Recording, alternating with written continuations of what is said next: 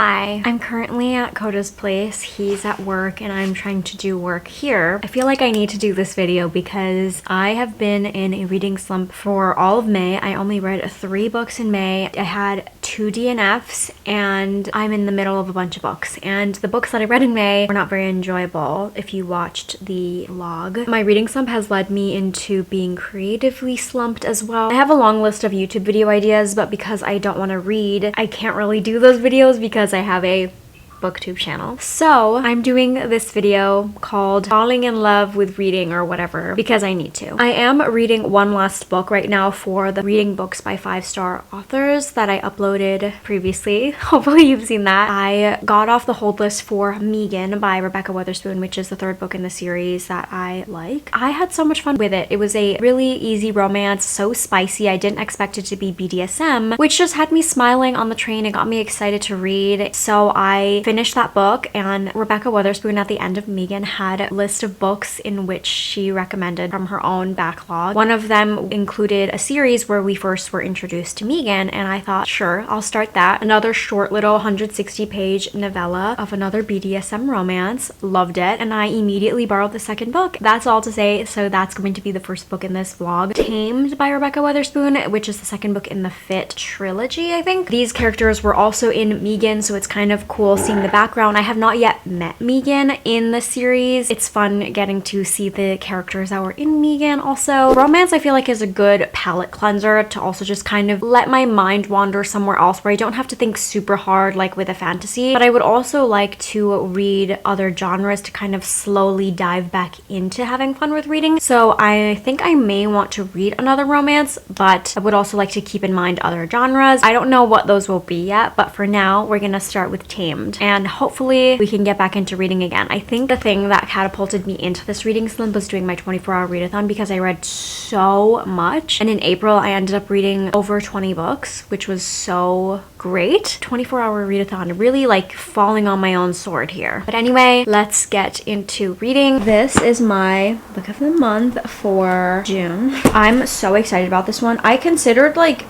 not getting this one with book of the month and actually purchasing it, but I wasn't interested in the other book of the month books, so I figured if I'm gonna get a hardcover for less, why not do it? This is an anticipated read of mine, so I'm even more excited. This is going to be Marjan Kamali's newest book, The Lion Women of Tehran. The Stationery Shop was a book that I read by her, I think it was last year or 2 years ago. Totally loved it. I sobbed reading it. Oh my god, look at their extra long bookmark. I wonder if that's something new that they're doing. It's printed a little bit differently, like it looks different. I don't know if that's something new that they're starting. It's a little bit texturized here as well. I feel like the logo looks a little bit fancier, the lettering. I think that's a cool direction that they're going in. The Stationery Shop was like a historical fiction with a touch of romance in it, and I found it to be so beautiful. This is also historical, it looks like. In 1950s Tehran, 7-year-old Ellie lives in grand comfort until the untimely death of her father, forcing her and her mother to move to a tiny home downtown. Luckily, on the first day of school, she meets a passionate, kind girl, and together they become friends. She learns to cook in the stone home of Homa's warm home, wander through colorful stalls of the Grand Bazaar, and share their ambitions of becoming lion women. That becomes disrupted, that happiness between the two friends, when her and her mother are afforded the opportunity to return to their previous bourgeois life. Ellie enjoys her new popularity at the best girls' high school in Iran, and she begins to forget about Homa. But Homa's sudden reappearance in Ellie's privileged life alters their course of their lives. As the political turmoil in Iran builds to a breaking point, one earth-shattering betrayal will have an enormous consequences. Hope I get to it this month because I've been kind of just getting out of my slump and being behind on my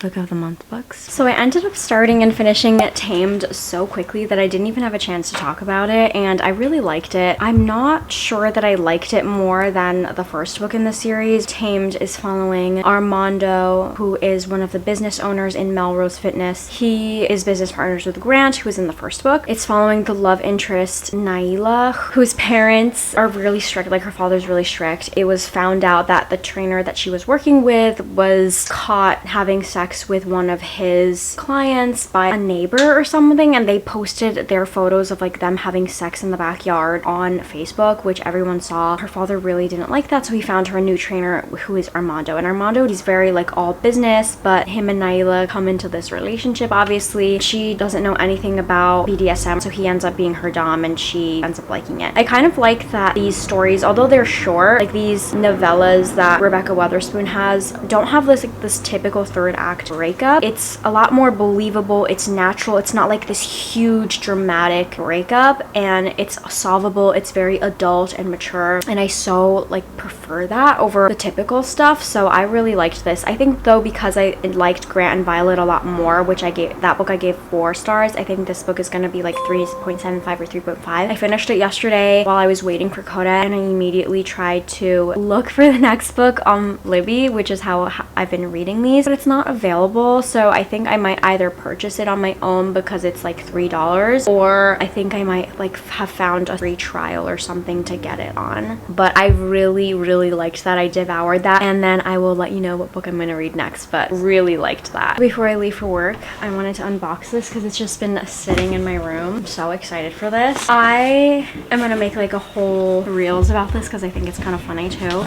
So it's up if maybe you saw it. I was struggling to figure out like transitional spring to summer outfits. I was watching Delaney Child's video, who I occasionally would watch, and she was doing like her summer trends video, her predictions, and she was like leopard print. I love leopard print, but I feel like it's coming back. I also am like her, have liked leopard from a really young age, and I always felt like people hated it. They always thought that it was like ugly and too risque, but I always liked leopard. And I saw that she posted this photo of this really cute vest, and I found a dupe, which led me to another dupe of this shirt. But then I went to her Instagram and found the actual version of the leopard vest, and so I was like, okay, well, if I found the dupe for the vest, like the actual version of the vest, I can find the actual version of the shirt, the blouse. So I found it, and it's from Ghani. And I've seen the shirts before. I've seen the front tie shirts. I have a front tie shirt from Lisa Says Gah, and I really like it. I saw like the black one was really cute, but I figured that this would just be so much more me. We love that it comes with a hanger. I'm going to see a Broadway musical on Thursday, so I want to wear it for that. Is she not so cute? I don't even have time to try her on, but I love her. For my next book, I would like to get to A Girl's Guide to Murder by Holly Jackson, which is kind of funny because I also just went to pick up the reappearance of Rachel Price today at the library. But I know this is a really popular option, and it's becoming a Netflix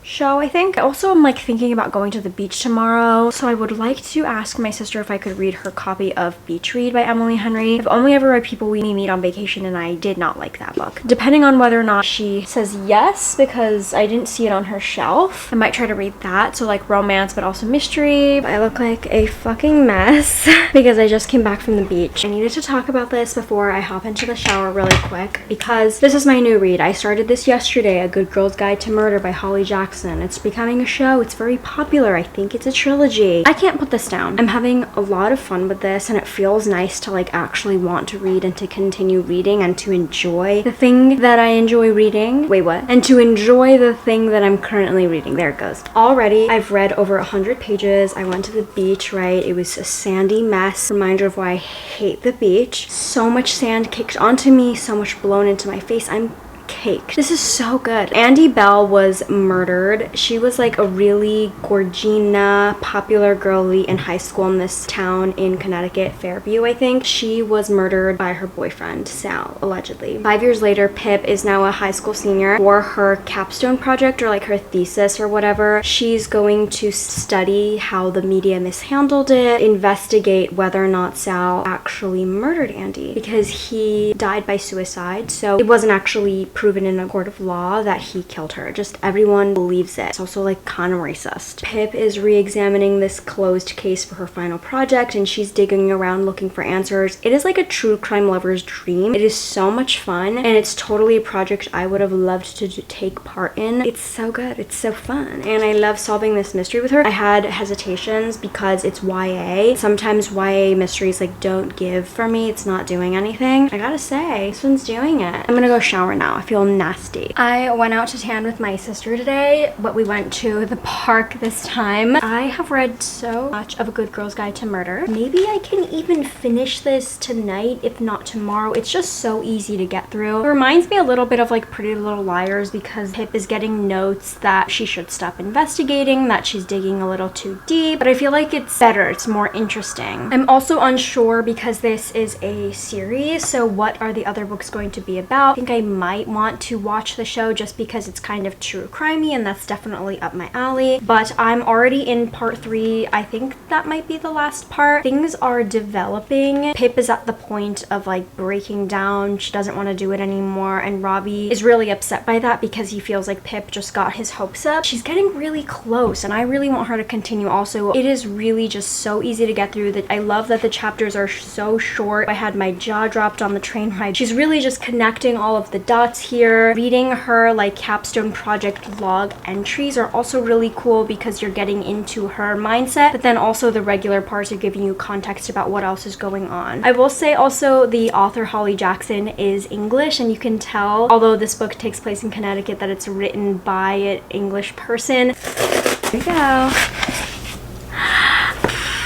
It's Middle of the Night by Riley Sager. I think I don't want to know what it's about because I don't want to get my hopes up. I did finish A Good Girl's Guide to Murder. I debated between giving this one 4 and 4.5 stars, but I think I'm settling more on 4 just because ending was fine. I did predict it a little bit. I still really enjoyed this and I finished it and immediately put the second book on to my holds list at the library. This was just a really fun time. It was so fast paced that it made it really easy to get through. I found myself wanting to actually pick this up. I get the hype. I just came back from the library and then I also went to drop off some pants to get hemmed. I went to dry cleaners for the first time in my new neighborhood. Super fast, super efficient. I took 3 pairs of pants and they're gonna be ready tomorrow. Amazing. I liked A Good Girl's Guide to Murder so much I immediately got it at the library, and it's Good Girl Bad Blood by Holly Jackson. I don't think I'll be reading it in this vlog because I have other books that I need to read also, but I'm going to talk about my current one, which is Beach Read by Emily Henry. I'm like halfway through, I think, and I gotta say I have my hesitations about this because of how popular it is, because I did not enjoy People We Meet on Vacation. I have to say it has been making me secretly smile to myself on the subway. It's cute. It's following January and Gus. I think it's sort of like a rivals to lovers situation. They went to college together. January is a best-selling romance author and she's known for writing these gorgeous happily ever afters. Gus Everett is a literary fiction author and they met in college in like the same writing courses. They are very opposite people, opposite writers. He's a grump, she's more of like the sunshine. They are living next door to each other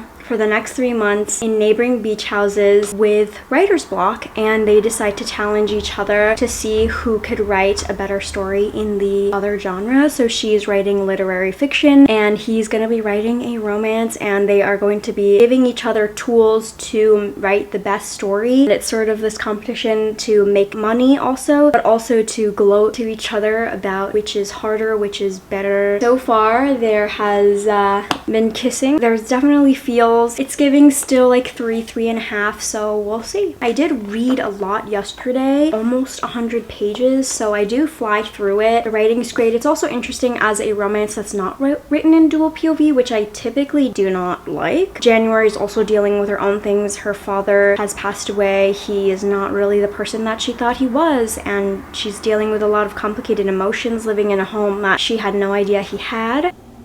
I had leftovers for dinner today, but there's not enough for Coda, so I'm making him sundae because we have the little kits. I am going to sit here and read more of Beach Read as I let the water boil.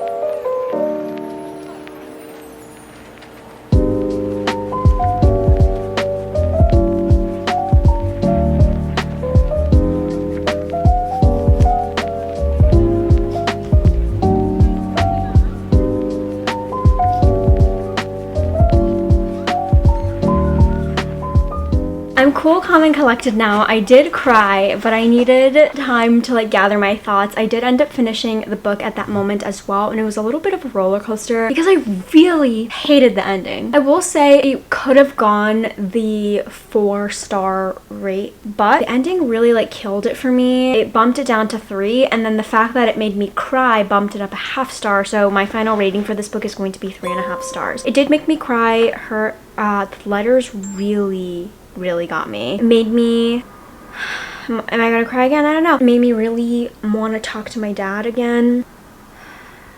Okay.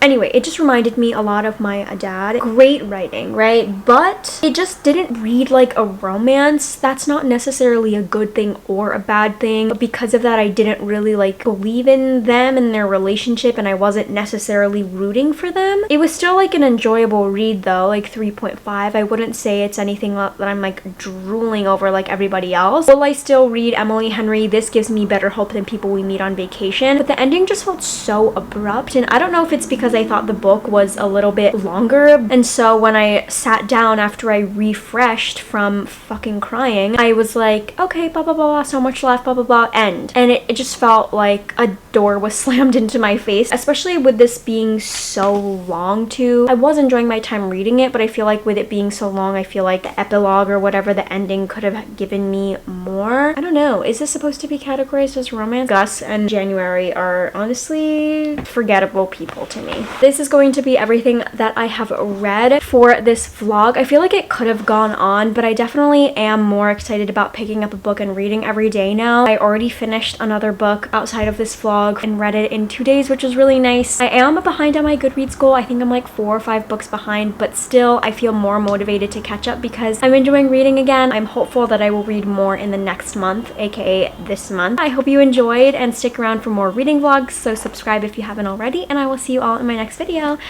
Bye!